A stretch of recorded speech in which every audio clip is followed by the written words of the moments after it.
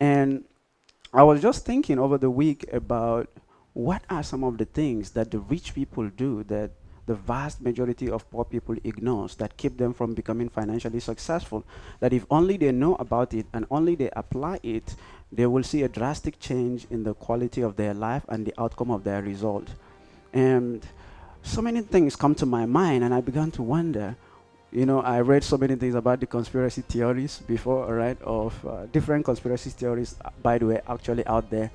But what are some of the common fundamental theories that the rich people come together, to conspire against the poor?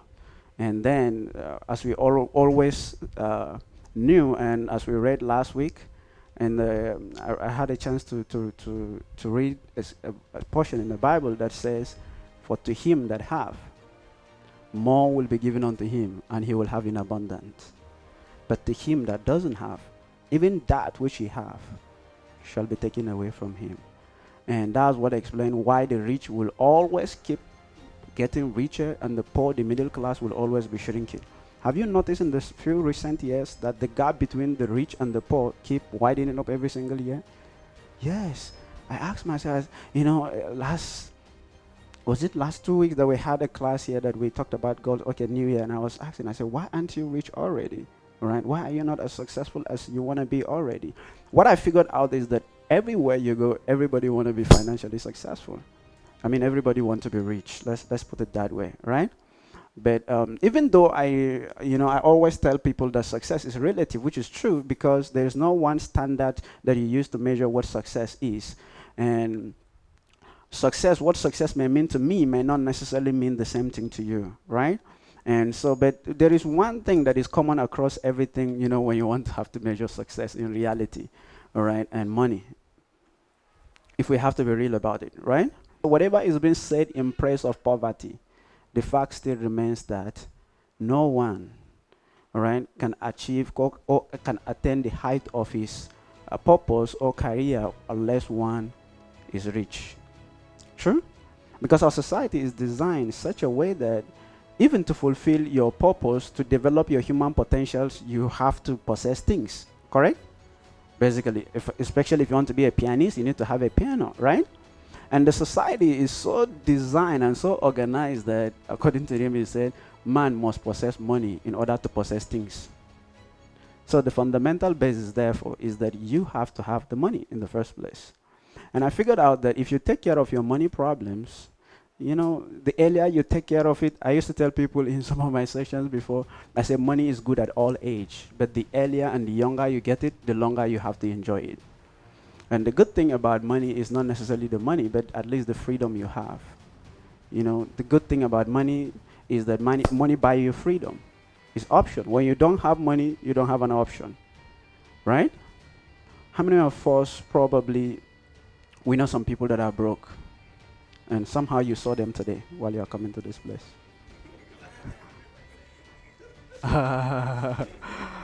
Okay. All right. Maybe let me rephrase it. How many of you know some people that are poor, that are struggling financially somehow in their life, and they desire to have more out of their life? Yeah. How many of you know them? How many of you saw them this morning while coming while coming to this place? All right. You see, for thousands of years, the rich have always found a way to conspire against the poor. And they have developed a systematic scheme that prevent the poor and the middle class from breaking that barrier to become financially independent. And so our goal today is to start an introduction about the conspiracy theories, all right, some of the things that the rich does that the poor don't. And towards the end, probably I'm going to show you that how to print your own money legally. How many of you would like that? Yeah. How many of you know that the rich print money? Yeah, they print their money every now and then. And so the goal is to show you how to print one. And that's if time permits us. But then before we start, what is conspiracy? How many of you have used the word conspiracy before? Yeah, this conspire. Okay. Yeah. Is travel everywhere you go around the world. There are always, before now, there used to be three kind of people: the rich, the middle class, and the poor. But it's like in the recent times, what we now have is Either you're rich, right? Or you're what? You're poor. And surprisingly, I discovered that about 97%, are they on this side? Where are they? Thank you. Every community you go around the world, there seems to be more poor people than the rich people. Right? So here, only about 3%. Can we now agree that there is something that this 3% knows that the vast 97% don't know? Correct? That kept them very successful and keep financially thriving. So before we start, I will briefly share with you then about, since we'll talk about the rich, of course we can't talk about rich without having money. All right? And one of the things that I know people, one of the conspiracies that I've always, as a matter of fact, that has been propagated everywhere is that the love of money is the root of all. Money is evil. How many of you believe that?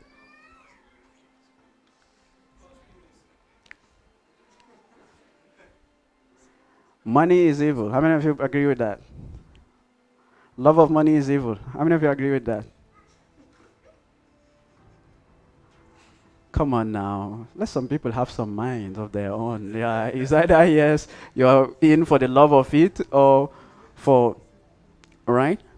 So I figured out that, and this is it. They said the root of all evil, they said, is what? Is money. But is that true? It's not the love of money that is the root of all evil. As a matter of fact, ignorance of money is the root of all evil. Lack of money is the root of all evil. Come to think of it, from the time you are born,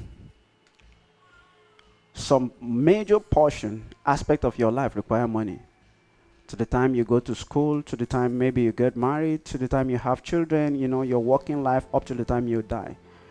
Then don't you think it's of paramount importance that at least one subject of money should be included in our curriculum if the whole, activities of our life is somehow attached or connected to money? You know what I figured that is evil is the fact that the rich don't want you to know some things about money. And they try every possible best to make sure that the 97% of people are in darkness. True? So I figured out that lack of financial education is the major root of all evil. Why? Because I figured out this, that it's not about the money, especially when it has to do with financial freedom and financial success. It doesn't depend about how much money you earn. The last time we talked about the loss of money, right? We discovered that it's not so much about the money you earn, but about the money you are able to preserve, to conserve, the law of conservation, right? To keep and then to invest, that determines how much successful you're going to be. Yet, we have seen all over the world how the rich conspire, right? And it's to their own advantage in some relative terms to tell you that the love of it is evil. Sorry. Money is evil. That's the conspiracy right now, right? Money is evil. And what do you do when you notice a particular act or something is evil? You try to run away from it, right? Basically. And when you run away from it, you don't necessarily seem to get the benefit that comes from those particular things.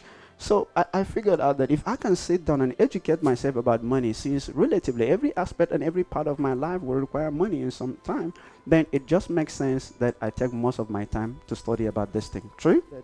Basically. From our childhood, there were courses on. We take some courses on social studies, mathematics, English, and all these things. And if I'm to ask majority of us, why did we went to school? Most of us that have gone through school, most of us, is we study those professional things to prepare us so that we can have work at the end. So, but at the end of everything, to have the work so that you have what? Money. I saw one post before. I'm sure most of you have seen it. It says, you need money to go to school. And then you need what? School to get a job. Right? And you need job to get money. Back to the cycle again. And the guy was wondering, he said, who the heck created this system? All right? You need the money to get to school. And you need the school to get the job. And you need the job to get money. One day I asked one of my teacher, and till today that question has never been answered. And I love books, and so when I was in 100 level, 200 level, I was doing very well academically until I read a book that I told you so many times before in this class. If you want to be rich and happy, don't go to school. And so I went to the class one particular evening session, and I saw my professor was driving so much, all this long equation, because I studied engineering. And so all those long differential equations. And I asked him that question, and it's the question that I learned in one of the books. I said, sir, isn't all this about money? At the end, true? He said, yes. I said, then why don't you go straight ahead to show us how to get the money?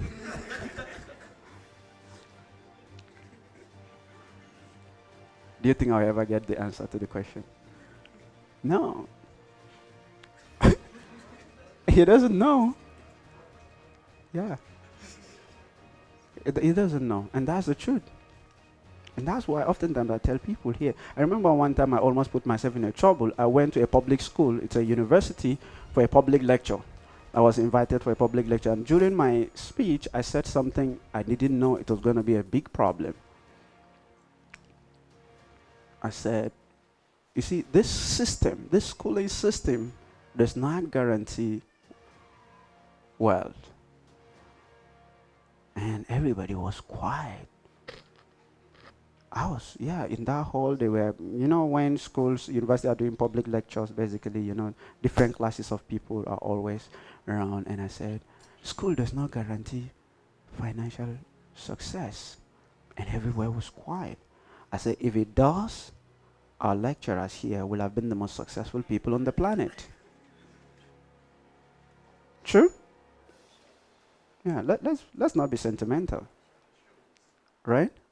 If it does, it means they will be the most financially successful people in the world. But I say, this knowledge, the knowledge of financial freedom, is not taught in school. And that's why it's possible to have in fact, you see a professor of banking and finance still broke. True?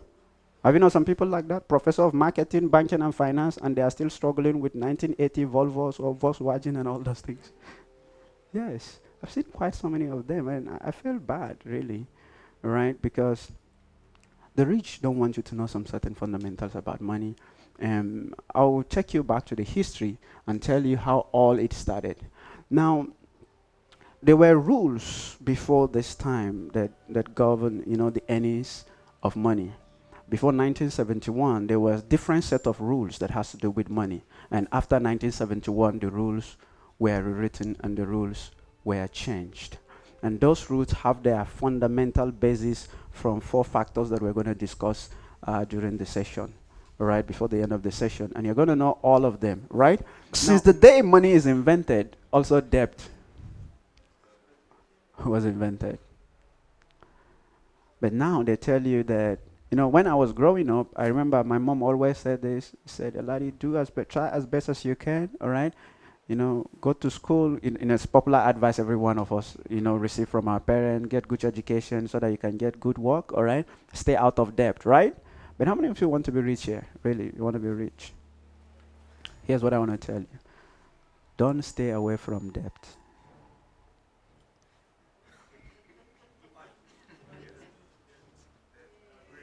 Yeah. It's part of the conspiracy theories. Stay out of debt. What are you supposed to do? Borrow money. Yes. There are some certain things that you want to do in your life that during the cost of your lifetime, you will probably never have enough money to be able to finance them. And if you ever have to depend on your job to make enough money to do them, you will never see your dream come true during the course of your life. True? Yes. So what are you supposed to do? Borrow money. There are two types of debts, right? We have good one. Yes. Good debt make you richer. Bad debt make you poorer.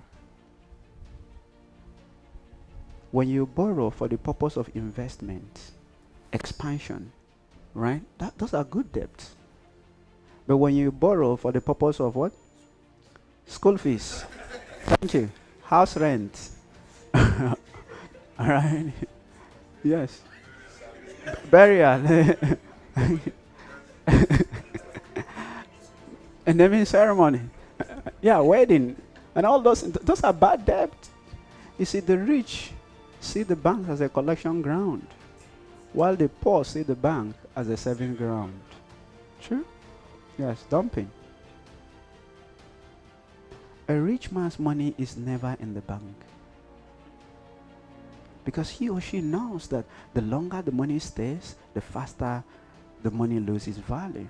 So every rich man's money is always in their own businesses or their own investment. True?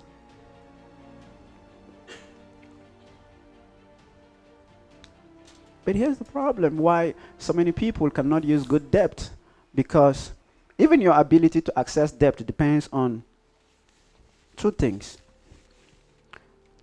Number one, it depends on your credibility. Your ability to access debt depends on what? Your credibility as a person. If you're not credible, no organization can give you debt, right? Can loan you money, and no individual will be happy enough to lend you money. So what do you do every day?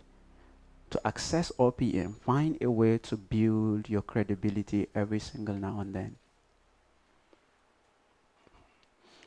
I remember there was a time, that was 2017, someone came and we were going to do a business together. So temporarily, he owned filling stations, and as of that time, temporarily he was out of money. And he said, but mentor, I don't have cash now. I said, then what can you do? He said, I need to do this business. He said, but you know what? My banks have been pursuing me to collect money, and it never occurs to me, maybe because I never had a need for it.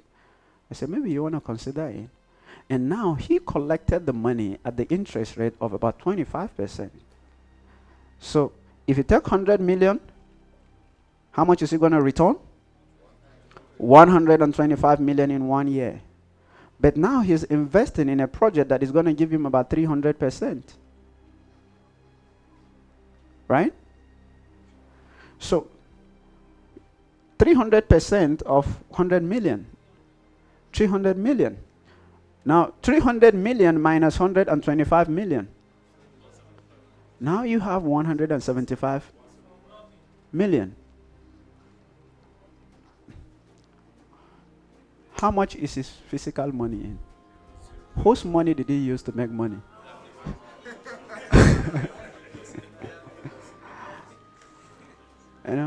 It's poor people's money. Yes.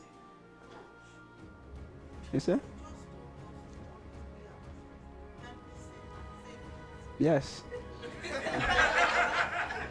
But then the purpose of saving is for investment. Not for saving. Yes. Yeah. If you wait until you have some, there are so many opportunities that comes your way that you may not have a bulk money enough to be able to take advantage of them.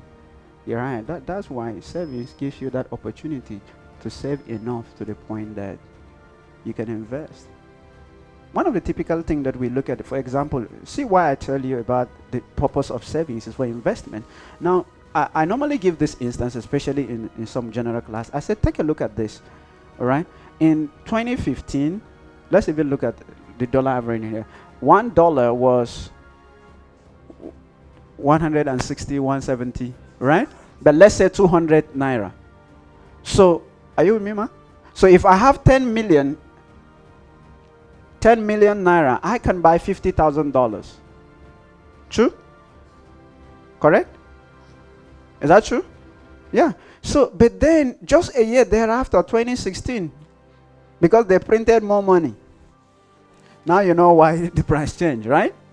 Now, so in 2016, $1 went to about 500 naira. Correct? But just for the purpose of illustration, let's just say it's 400 naira. So it means my 10 million can no longer get me $50,000. How much can it get me? $25,000. Just 1 year thereafter. But here's the big problem. Now, suppose in the 2015, suppose I actually bought the $50,000. Then in 2016, all right, I decided to sell my $50,000 at 400 naira each. How much will I have? I'll have 20 million naira. True? Correct? It just tells you that the rate of inflation is 100%. You have just preserved the money. That is relative to dollar. But if you have to even relate it to gold, you've actually lose against that dollar to gold. You're actually losing. Do you get that? So how many of you saved a lot of money in the bank during that time? Inflation occurs when you need more and more money to buy few goods. That's just the technical, a layman's explanation of it. Right? So you have to find a way to take advantage of debt. Find some project, especially cash flow income generated opportunities, right? And find a way. Even if you don't have the money, you can team up. Always team up. Make something happen. I was sharing with someone, all right, about something that we were trying to do before. I said, look at it. You don't have 1 billion to buy a hotel. You don't have, right? But probably 3-4 people can put up 100 million naira. That's how much? 300 million naira. Probably with the levels of their credibility can borrow some money against that, get a hotel. That's a life stream income, right? Keep generating something for you for the rest of your life. Here's the difference. The rich men get the debt and employ the services of poor people to pay the debt.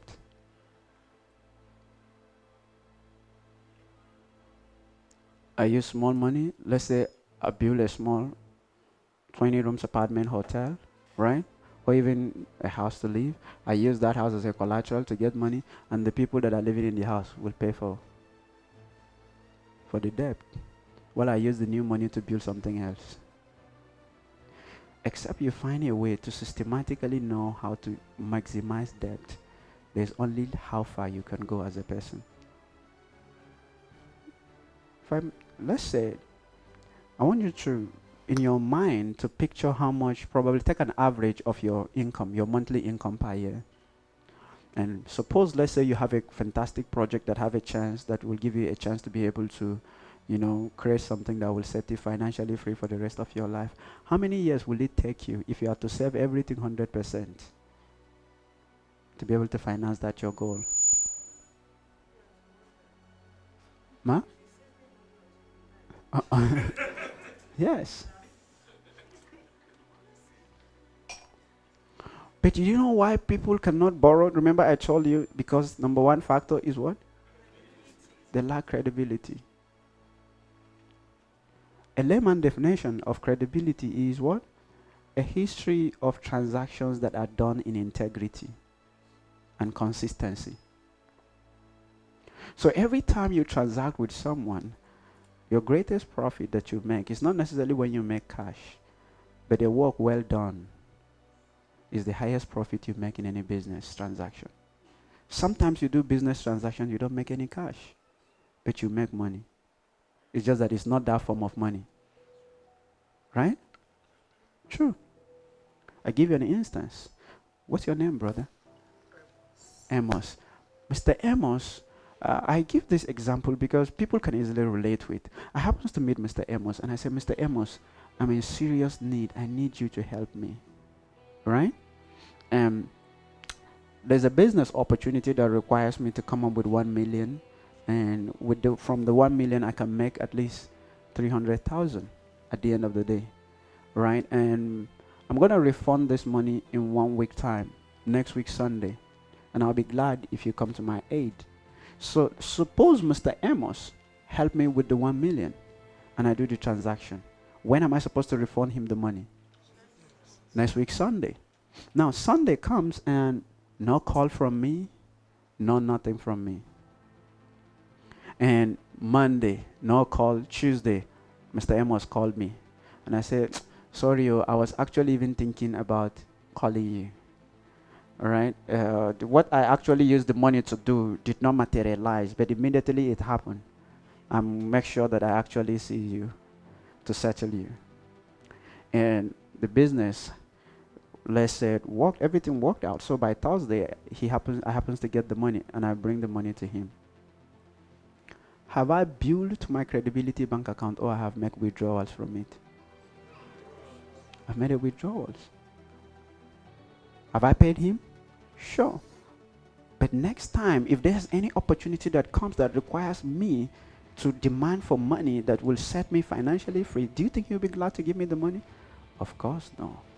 So every day, every one of us is either making deposit or withdrawals from our credibility bank accounts through our transactions. The things that we do with people, we think it doesn't matter. It does matter to some extent. And here's another part of it now. But suppose I have another project that 2 million will give me 5 million. And I call Mr. Amos and I demand for 2 million and he didn't give me. How much have I lost? I've lost 3 million. Yes. Based on what I've done in the past. How do I know good and bad people? When people cannot borrow you money, I'm afraid of you. True. Someone called me, he said, Eladi, you're my last hope, and he just met me. And you know what, Charles? Something that struck my mind. He said, Eladi, run for your life.